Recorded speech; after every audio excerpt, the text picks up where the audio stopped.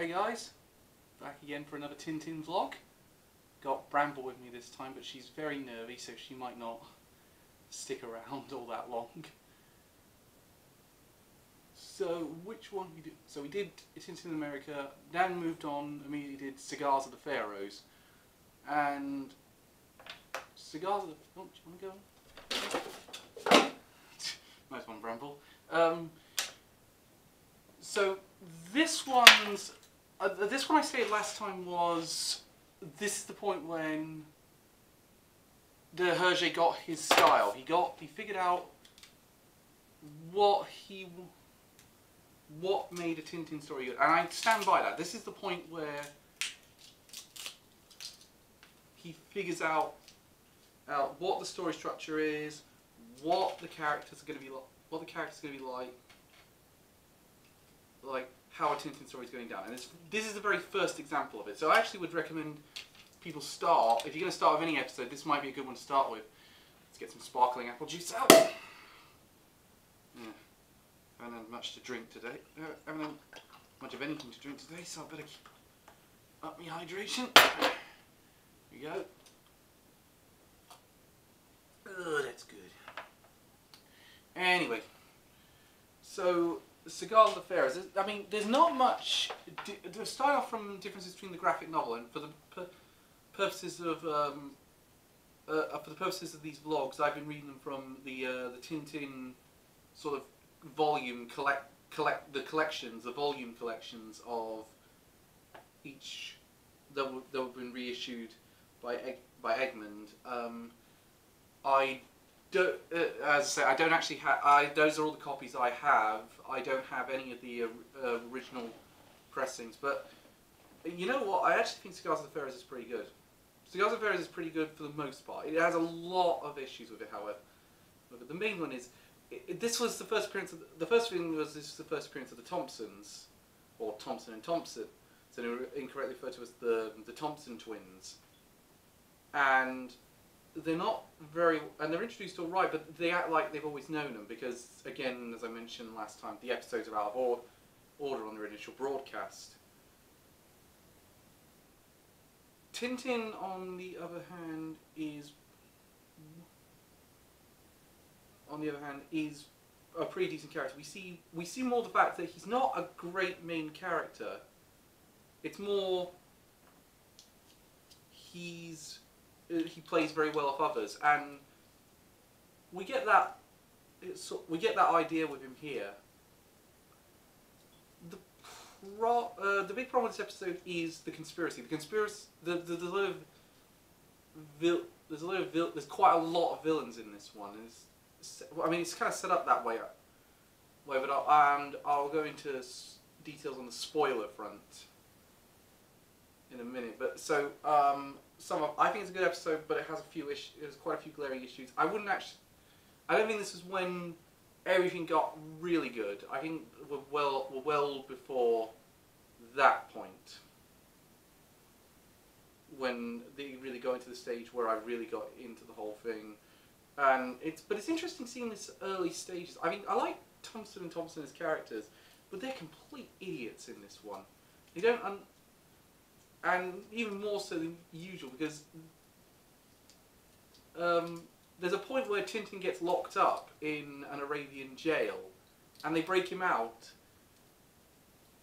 He tells them everything that's going on, and they still go after him after the fact. You know, these guys are shooting at you. You know Tintin is not the bad guy. Why are you doing this? So what was the point? The plot of this one is that Tintin is on a cruise in around Arabia in the Indian Ocean, and he gets off. He's attempted to get off the boat with a guy called Professor Sarcophagus.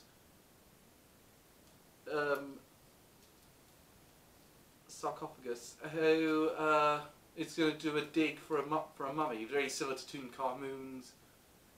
Supposedly there's a curse on the whole thing. However, then Tintin's framed by persons unknown. Well, it's not persons unknown because we actually, well, it's persons unknown in the comic because we're not privy to a lot of things, but because of the fact they don't even try to cover up the voice actor's voice, we know exactly who the main villain is, although that gets revealed in the next one. But with this one, I had a real. But then he goes off the boat. They go to the dig site. Sarcophagus is taken by the group somewhere where it gets a bit weird. Then Tintin's trapped in the tomb, and he's put in a hallucinogenic state, which leads to this really bizarre dream sequence that was actually absent from the comic. It's one of the few things that was added to the TV show that I actually think benefits it in a really big way.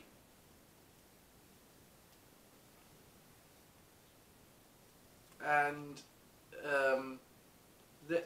then it's a whole thing about they get thrown off the boat when the security comes calling, and there's a big conspiracy about drug smuggling through this opium through the cigars that they keep finding everywhere. And then it really big spoiler warning in case you do it. It goes further and further down the line. Eventually somehow end up in India, because at this point it was kind of like just there's no real good reason, just get Tintin there as fast as possible. And well, there's the whole and then you have the real problem with the whole thing. It's because we're introduced to more and more characters, and the thing is, and it's slowly revealed that but it's still slowly revealed over time that they're all in on the conspiracy. What? Okay, it's a pretty decent one, but it's all like, how do these people keep in communication with each other this well, and how are... Because of course this is still set well before mobile phones or anything like that. We're still dealing with 1930s, 40s, 50s technology, I'm not quite sure, but... And Tintin, and then we got the case of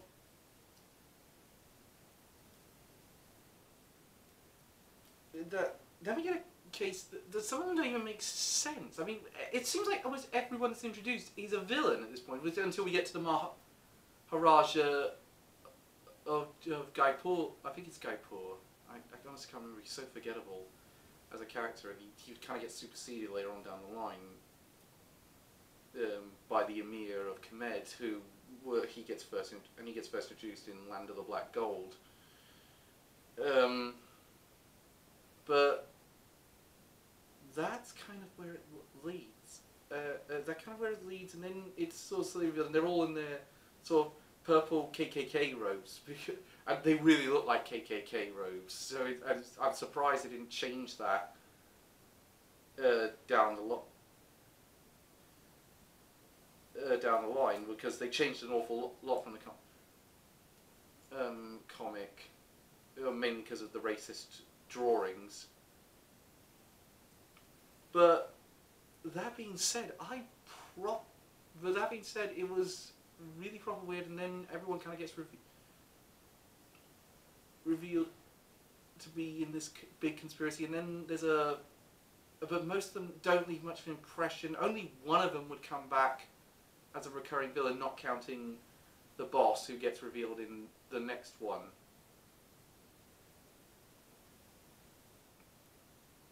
But it's a really dark ending, actually, because Sarcophagus gets poisoned down the line with something made from something called Rajar juice. I don't know if it's actually real or not, but it supposedly turns you man, delusional, and he doesn't get cured by the end. He doesn't get in fact, it's even darker in the comic. The comic, he's literally confined to a mental asylum. He's confined to an asylum, and he never gets better. We never see him again. So as far as we're aware, he's like this forever. So that's kind of my thoughts on it. I think it's a poorly paced episode. This was Hergé didn't quite may have got the idea of what the structure of a Tintin story would be like, but he didn't get down the pacing that would make Tintin books as good as they were.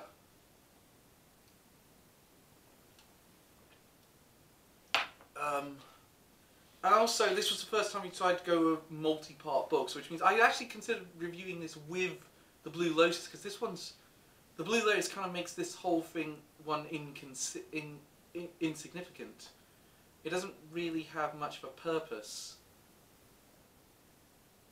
after that. I like some of the villains are alright, but it doesn't really make a whole lot of sense. And I really don't understand how all these people got together under the banner of one guy, and they all somehow ended up in India by the end of it, considering that they've all come from various parts of the world. Like some of them are from sort of the equivalent of Afghanistan, probably where Afghanistan is now. No, if I'm doing my right, it's more like Pakistan, probably Pakistan, and I haven't got a map on me, so. There's not many major changes for the comics, although this one also had the first appearance of Alan, who would become a main villain in a couple of future comics, and it's also the first appearance of Senor Oliveira, who's the Portuguese merchant who moves to Arabia to make his business, and he turns up a couple more times in Tintin books set in that part of the world. Well, so we will see him again. He turns up again later on down the line. He gets more of a personality later on down the line, and he plays more of a role in later Tintin. So I don't think I should discuss his character there, but I do like his character. But I will say I do like him as a character. Thompsons get their excellent introduction, and the actors who play him in this are just perfect. I mean, Simon Pegg and Nick Frost are great in the Spielberg film, but these guys are just perfect. There's you read the comic, you see it, and those are the voices. I think everyone's very well voice cast in this show. That's the thing I like about this show. Everyone's very well voice cast. But as I say, this is a good episode if you but only if you're following on from Tintin in America, which is such a bad episode. So my advice would be, it's very good, but I'd watch it as a double feature with the Blue Lotus, because by itself it doesn't really work so well. And I'll go into more detail when I do my vlog on the Blue Lotus, which I think is a pretty good one, and it's a quite important one, because if Jackson's going to be supposedly going to be directing the next one, we've heard nothing about this film for 6 years now, and there's a main character in there that they might need to introduce later on down the line. I just think the episode's rather okay, all things considered. So, like I said, this is kind of where Hergé got his stride from, but it's not where he got his perfection from. And some of the...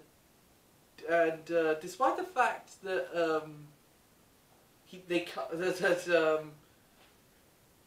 they do cut out a lot of the horribly offensive drawings of black people that are in Tintin comics, they didn't really cut out a lot of the rather offensive way that Arabic people are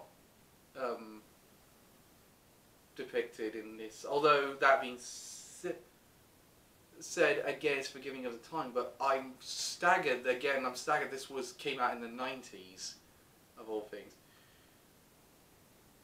I'm hoping this is good. I think it's pretty good.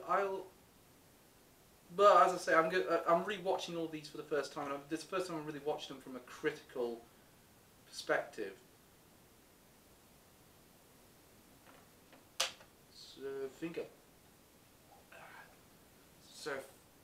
Sorry, I'm gonna watch it now. Let's get the Blue Lotus on. It's on. It's on. realising the and actually, when we go back to the villains, there's one. I will say one thing actually on the conspiracy, because I've just remembered something about that. With the conspiracy, everyone kind of gets revealed as being part of it, and fine. Each of them, if there was a conspiracy, each of them have a point to be there.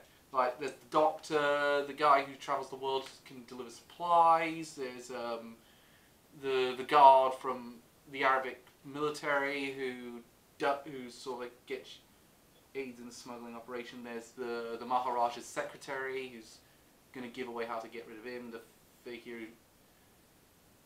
who hypnotizes people. But then there's the wife of one of them, and she contributes nothing. You literally could have taken one of the few female parts in Tintin, and she barely does anything, and yet we're meant to treat reveal of being a conspirator like it's a big deal. Jesus Christ, this made no sense. So yeah, I like this episode. I think it's a good episode, but it's not a great episode. And it certainly gets better down the line, so that's my opinion. Let's start again. Next one's going to be the Lotus.